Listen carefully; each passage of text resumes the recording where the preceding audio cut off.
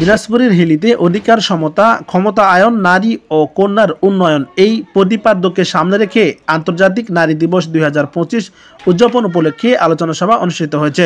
শনিবার বিকেলে উপজেলা প্রশাসন ও উপজেলা মহিলা বিষয়ক কর্মকর্তার কার্যালয়ের কক্ষে এই আলোচনা সভা অনুষ্ঠিত হয়। এই সময় উপজেলা মহিলা বিষয়ক অফিসার নিরঞ্জন চন্দ্রের সঞ্চালনায় প্রধান অতিথি হিসেবে বক্তব্য রাখেন উপজেলা নির্বাহী কর্মকর্তা অমিত রায়।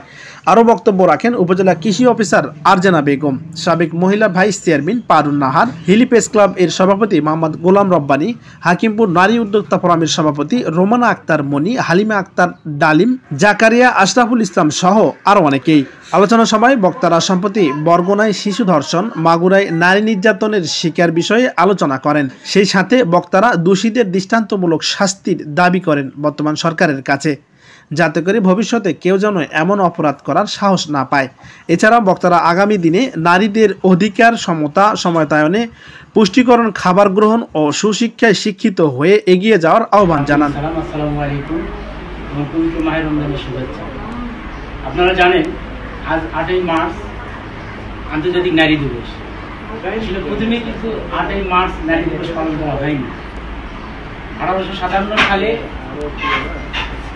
নিউ ইয়র্কে আসলে প্রত্যেকের বক্তব্যই উঠে এসেছে যে আমাদের আজকের যে প্রতিপাদ্য হিলি থেকে সাব্বির হোসেন বিপ্লব, নিউজ ডেস্ক।